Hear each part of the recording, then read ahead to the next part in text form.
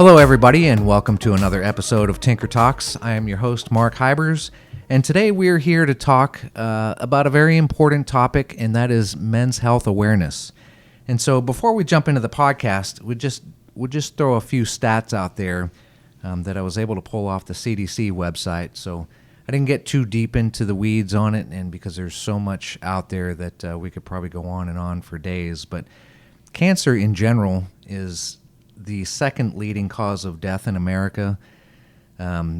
It's obviously a big issue. A lot of people deal with it. 1 out of every 4 deaths in America right now, as of 2017, is when the CDC's stats were updated. 1 out of every 4 deaths in America is cancer-related. And since we're talking about men's health awareness, then we're obviously talking about a type of cancer that affects a lot of men, and that's prostate cancer. And prostate cancer claims more than 30,000 men's lives every year, and that has been for more than 2 decades. And each year, more than 200,000 new cases are found. So in 2007 to 2014, there was a decline in prostate cancer in America for men, but since 2014 to current day, those numbers are going back up for whatever reason. There was no research in the data that I was looking at to suggest why that might be. And also, there are certain sectors of the population that deal with prostate cancer much more harder than most other pieces of the population. So, with that, we're here not to talk to a medical expert today, but we are here to talk to somebody who actually went through prostate cancer, dealt with prostate cancer, and was able to overcome, and is here today to talk to us about it. And this is actually somebody that I used to work with, and has been a good friend for a long time, and well known around the base. Just a great guy that now works in protocol over for our 552 Air Control Wing friends, Ken Lafayette. Good morning, Ken. Good morning, Mark. And thanks for taking time to join us today. It's a very important topic. I know I had to twist your arm a little bit to get you back into the limelight. It's not like the old days of public affairs. Right. Well, thanks for having me, man. It's a great topic, and looking forward to discussing. Cool. Thank you. So jumping right in, can you just kind of talk to us? The other day we were talking in the office, and I had known that you had battled this and overcame many, many years ago, but I had never really talked to you kind of about how you found out, how it all came to be. And I know men in general, I think sometimes get criticized. I know I do, for not going to the doctor regularly. I still don't go every year to get my checkups, and I probably should. And, obviously I can't speak statistically about that, but I think probably a lot of men are just like me, and maybe we're like you. But can you talk to us a little bit about how it was that you came to find out that you had prostate cancer? Yeah, that's awesome, Mark, and you're absolutely correct. I'm going to be speaking about my experience, and the part where you said a lot of men don't get their annual checkups. That was me. That was me in a nutshell. So it all started with me. I'm up there in age, get lots of nicks and bruises and aches and stuff like that you attribute to getting older. Some of that's true. However, in this particular instance, I was playing a racquetball with a friend of mine. And, with racquetball, things can get kind of wild, especially when you're not a professional. So I had a shoulder injury after one of the matches. And being a man, you think, okay, well, it'll go away. Give it a few days. But this one did not go away. And so I said, well, we'll take some medication, some Tylenol, something, something's going on. It's just a shoulder injury. I didn't really do anything really bad. So anyway, to shorten the story a little bit, I ended up going to see my physician, and she gave me the remedy about the shoulder, which wasn't very serious. However, she was looking at my chart, and she noticed that I had not had a checkup or a physical lab work or nothing for like the last 3 years. Well, I gave the the old Ken, like, yep, oh, whatever, I'll take care of it. Right. I had no need to. I did not feel like I needed to do these things, and like some men, mostly me, we kind of overlook our health a little bit. Like, hey, if it's not something serious, then I probably don't need a doctor. It's probably just temporary. It'll go away. Well, I took the doctor's advice that day. I went over and got my lab stuff done, and a week later, she calls me, and she says, "Hey, I need to talk to you." And I'm thinking, well, what in the world? Did she see something with the shoulder that we didn't catch? I went in, I spoke with her, and she closed the doors, just me and her, and she says,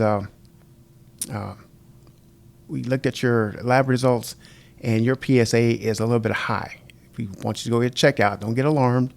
We want you to go get it checked out by a urologist just to confirm, that it's not cancer. I was like, okay, no problem. So even then, I'm like, oh, this is nothing. I ride a bicycle. It may be something with it. She gave me some other causes of why it may be high, but she did not want to get me all excited and stuff. So I went to a urologist, and he did a biopsy. And out of the 16 samples, 12 samples came back with cancer cells. Of course, no one wants to hear that word cancer. Right. And so at that moment, you start thinking about, I got kids, I'm not going to see them grow up, see them graduate, I'm married, what's she going to do? And so all these things, your life flashes before you. So I do all the tests and all that stuff, confirmed it's cancer. I did my research, and we got the cancer treated, and it's been 6 years. I've been cancer-free. My PSA was 4.8, which is considered a little high. The standard is 4.0. Today, it's 0.1. Wow. What I would say to your audience about men's health is don't take it for granted. Don't self-diagnose. Get in, get your checkups, take your doctor's advice, listen to your body. If something doesn't feel right, go get it checked out. Right. That's one of my fault was trying to self-diagnose, and it almost cost me everything. The stats that you read earlier were alarming, because a lot of people believe that prostate cancer is not a killer. As a matter of fact, there's been litigation in courts to try to eliminate that as a cancer and call it something else, which is a whole nother legal battle that they're fighting with HMOs, like whether they should pay for that or have it done some other kind of method. But it's pretty serious, Mark, and I think that my ignorance and the fact that I put a lot of things in jeopardy is what really led me to speak up about this topic. My selfishness could cost my kids a lot, as far as not having a father. It causes a mother to lose a son, a brother to lose a brother and siblings, and it really impacts a lot of people. Mm-hmm. So let's just say, let's not be selfish as men. Don't think about ourselves. Think about everybody around us who loves us and cares about us, and let's start taking care of ourselves. I think that's an interesting way to frame that, selfish. Because I myself, haven't been the greatest at going. It's funny when we're all in the military, and in the military, you have to go get a physical every year. You have to get all your inoculations and your shots and your flu shots, and it just becomes a part of your way of life, and that's great. They're doing that for a purpose, but then you get out and you're like, but I had never actually considered that to be selfish, and you're right, like that lack of putting yourself into the position just to go get checked out every year could have cost your whole family. Absolutely. So if you could, and cancer is treatable. I mean, it's not, obviously, you see the stats and you heard the stats. There are a lot of people that die of cancer, and I don't know whether that's because people don't get checked and catch it early enough on, but in your particular case, did they ever say what they thought might have caused you to get prostate cancer? They did not say specifically, and the cancer is one of those diseases. So we know radiation, being put in situations, for example, at the E3, where you're dealing with certain type of materials, it could cause cancer. The key word is could. Right. You probably have to get hard evidence that whatever you're alleging caused it actually caused it. Right. Even with cigarettes, for cigarette smokers, there's a label that says warning, this could cause cancer. Mm-hmm. So it doesn't mean that it automatically, if you do this, it's going to give you cancer. So they never did tell me what caused it. The prostate is it's a unique organ, and there's other things that could cause it to become inflamed. I mentioned earlier about old age. You kind of blur lines a little bit. Like, is this something I should worry about, or am I just getting older? Why am I using the bathroom every 2 hours or every 30 minutes? Right. It could be a lot of things, not necessarily cancer. I like your point about the military. Another thing the military teaches us is resilience, right? Mm-hmm. Which is great. But part of that is fighting through stuff. Right. Like if something's bothering you, you fight through it. Because, when I came in, when I was serving in the military, they always thought, hey, if you're tired, the enemy doesn't get tired. So, you suck it up and you get through it. If your ankle's hurting, then you push through it. Right. And so a lot of us ex-military, we're taught and trained to fight through it. So if something's bothering us, stomach ache or whatever, we're trained to, hey, let's fight through it. And I think we have taken that a little bit too far. When you retire, it may not be the best choice to fight through it. The better choice may be to, hey, let's get this checked out. Right. So we really would need to listen to our bodies, especially these days, and get to the doctor as quick as possible. I'm going to give a big shout out to the doctor too, because some doctors may not have taken the route that your doctor did. She's the one that kind of looked through your chart and was like, hey, here's a warning sign right here, and why don't we just go be safe? Like, had she not actually been the one to do that, we may not be having this conversation right now. You are so correct. Big props to our Med Group, physicians, and all the providers, and everything that they do out there. Because her name at the time, Captain Julie Terry, I would never forget it. Because you're absolutely right. I owe her a debt of gratitude for one, pointing it out. Mm-hmm. I mean, we didn't know that was going to happen. Definitely wasn't feeling any symptoms or anything like that, other than attributing anything, which is getting older. So she played the biggest role, I think, just to go have it checked out while I'm there. So absolutely, great point. Right. Great point for our providers. So as you were going through your treatment, can you kind of talk about, the reality of what your treatment was and how it affected you and your family? Yeah. So another caveat: there are several treatment options. So the one I selected may not be the best. However, once it's confirmed that you have this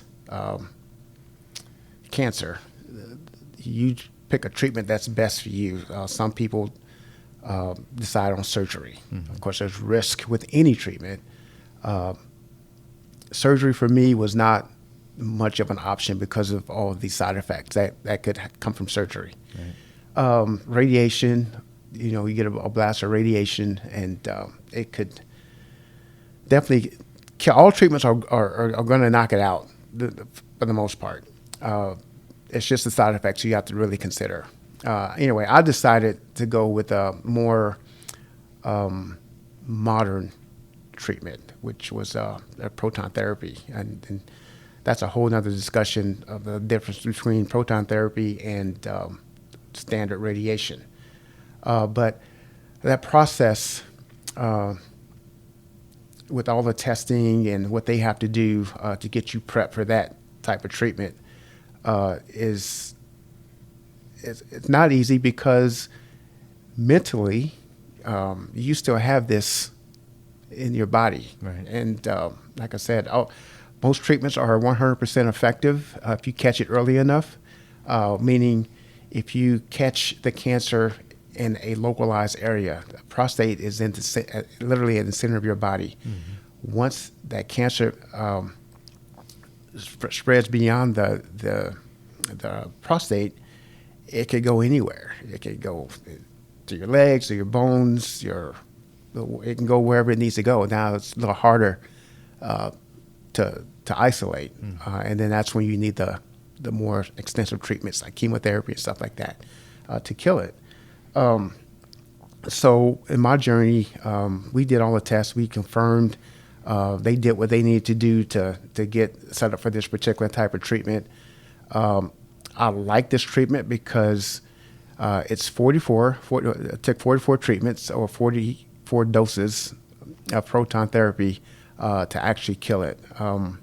This company was great. I used to, when I was working at PA, used to go out for treatments at lunch and then come back to work. Right. So it was very little interruption into my normal life. Mm-hmm.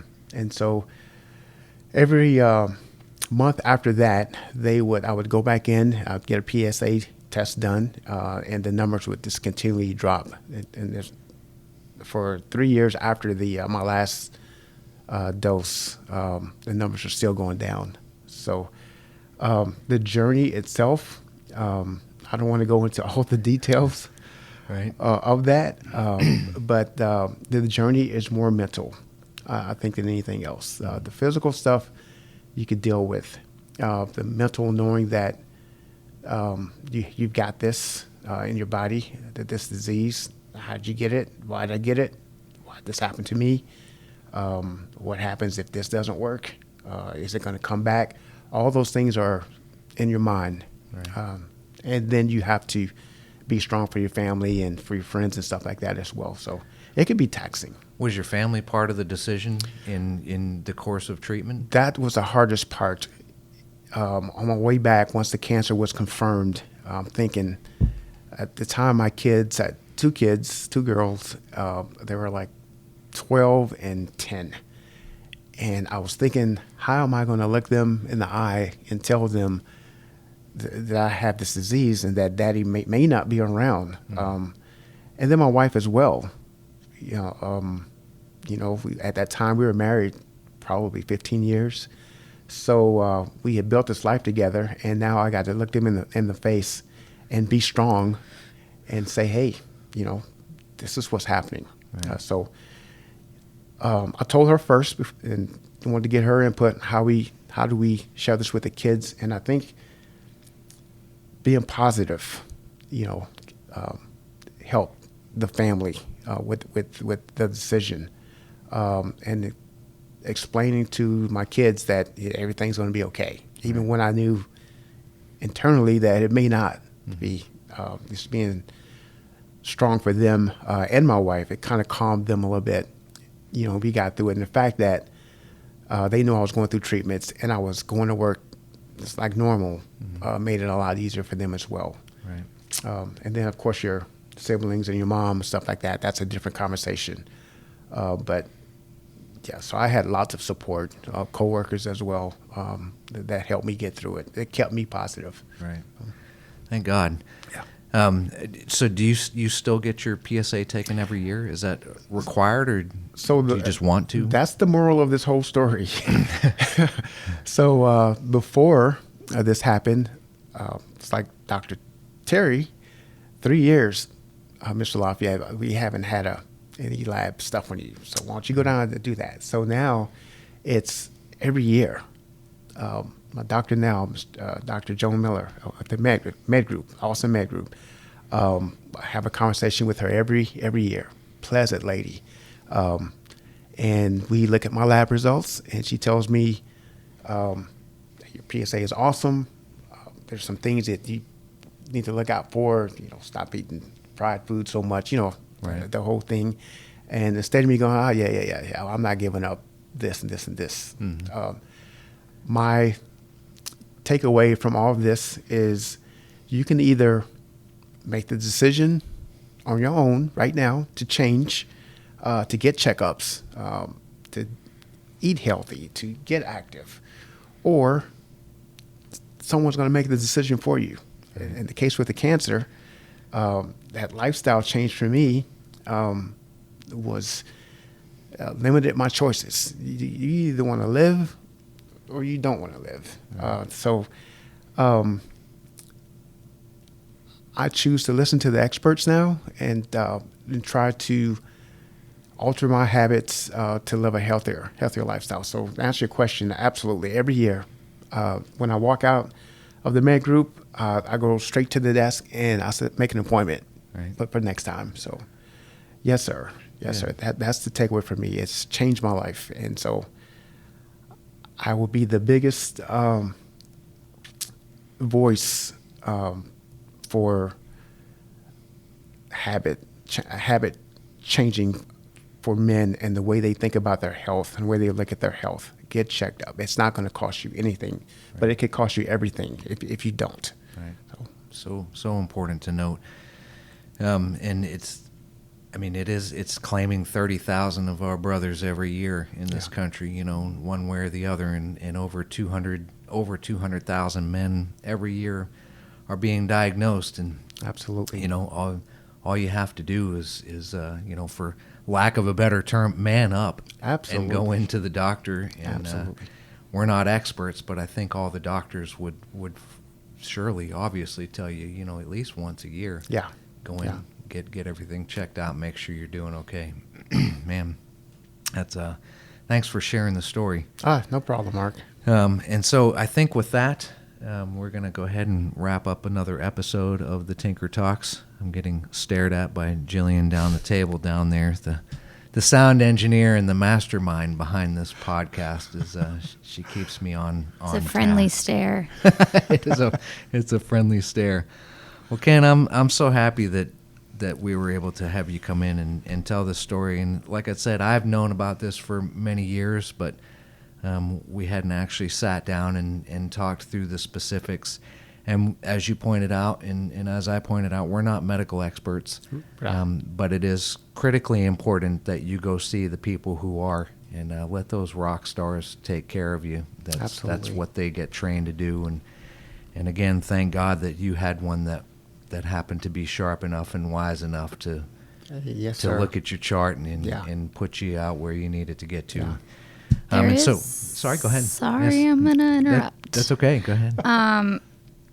I just had a question in terms of other support groups. Did you feel like you were able to connect with people? Did you meet people that had a similar diagnosis or similar experience that you thought, maybe I can lean on them for things that worked for them, what didn't work for them?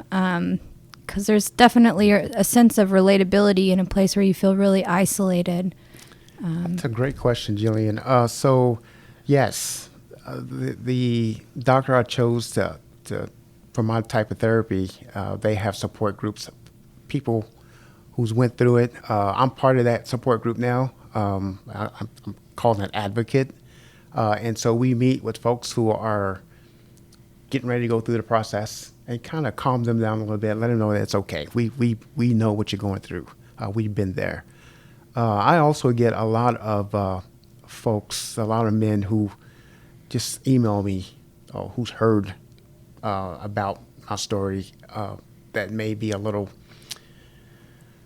concerned, and they'll come into the office and say, "Hey, Ken, can I talk to you about this?" And we'll take a walk, we'll have lunch, and I'll just walk them through it like it's going to be okay. Because as I stated earlier, it's a mental thing. Almost it's just as bad as the physical part of it, because you don't know. Anxiety creeps in, fear, not being here. So absolutely, Jillian, we have support groups. Not sure if there are any on Tinker, but if you do happen to get the disease, whoever you decide to do that type of treatment, they're going to have a support group for you. And if anyone, needs support, I'm always here at Tinker. Right. And I think it's important to note, too, that I don't believe Tinker actually treats cancer. No. We're not set up as an installation like that. Right. We're a clinic, not Right. a hospital. Yeah. We have doctors, fully certified medical school graduate doctors, but we don't actually perform those things here. So you had to be referred. Absolutely. Off base. Absolutely. Yes, sir. Yeah. I did have one follow-up. In terms of being that support system now and being the advocate, do you feel like you're in a more reactive role, or do you try to be more proactive in terms of exceeding just saying, take care of yourself and go to the doctor? Like, you're not really able to pinpoint by looking at someone, hey, like you need to go to the doctor, but are you in a position where you can really encourage people before it gets to a reactive point where you have to step in and be the support of, hey, I know where you are, I've been there? Yes, man. Great question. So before COVID, we put on health fairs. You see them around town. And so I go to the health fairs. I've done commercials.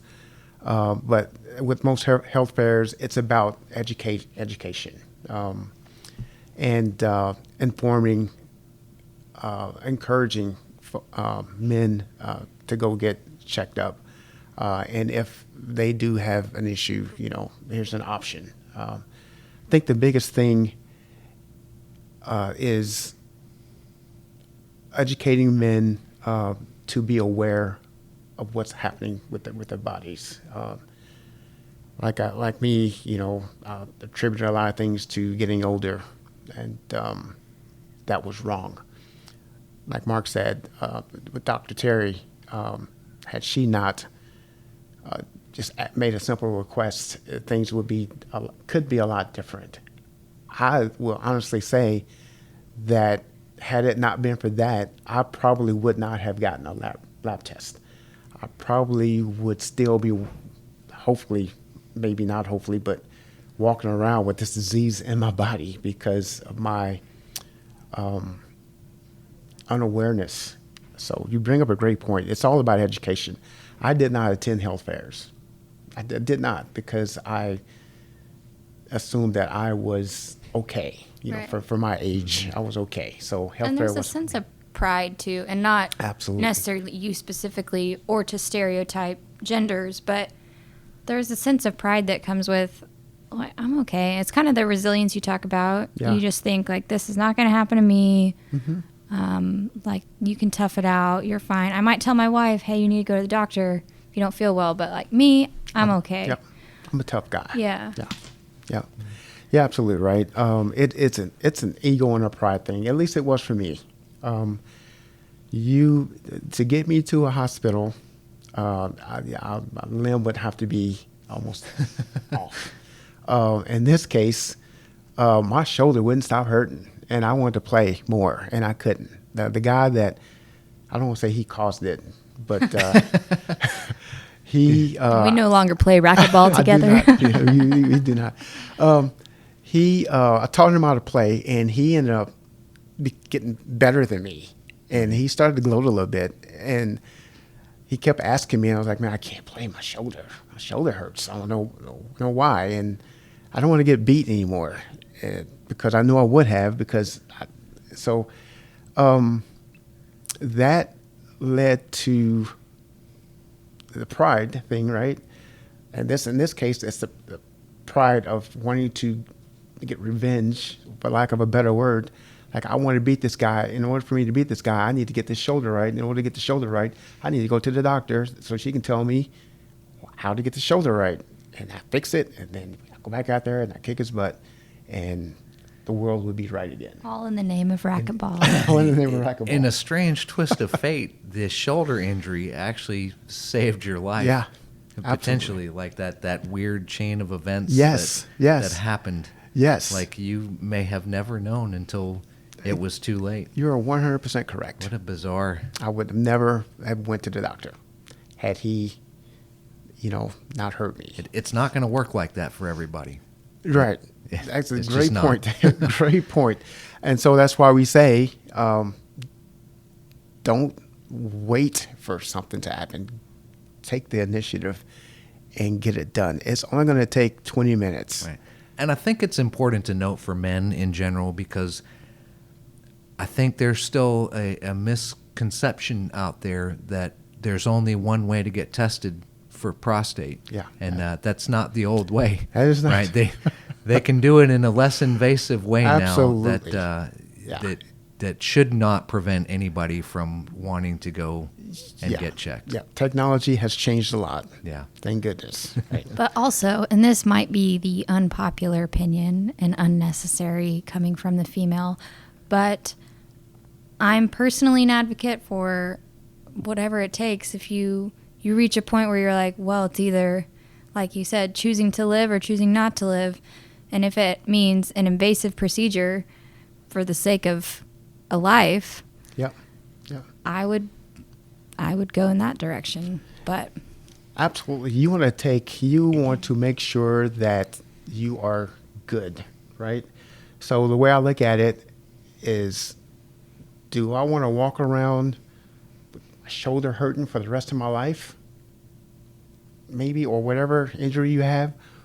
Or do you want to be uncomfortable for a few seconds? If it's going to give you for sure answer, because what's the what's the cost? I guess is the best way to put it. It's amazing. We'll put oil in our car, and we'll give our car a tune-up and do all that preventative maintenance. We'll change filters in our air conditioners and heaters at home, but we won't go and take a 15-minute physical every 12 months. Yeah. And what we're talking about, a lot of men know what we're talking about. It's not enjoyable for anybody, Right. For anybody, but it's necessary sometimes. Yeah. And I would take that few minutes, few seconds to make sure that something isn't, something's happening that shouldn't be happening. It's okay. If anyone wants to talk to me about that uncomfortable moment, they need to hit me up on email. I can tell them about. Right, and don't be selfish. Yeah. I think that was a great point that you brought up. Just don't be selfish. Yeah. It's not just about you.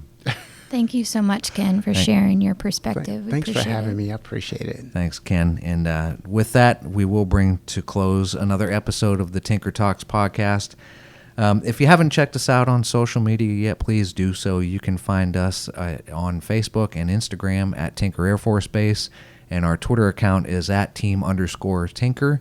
And then, of course, you can check out our website, www.tinker.af.mil. We are still in the middle of a different crisis, and that's pandemic, and we do have a great COVID-19 website that was put up there that was actually built by our Jillian. So Yay. She is multi-talented for sure. So until next time, everybody out there, as we always say, be safe, treat each other with respect, and have a great day and a great week.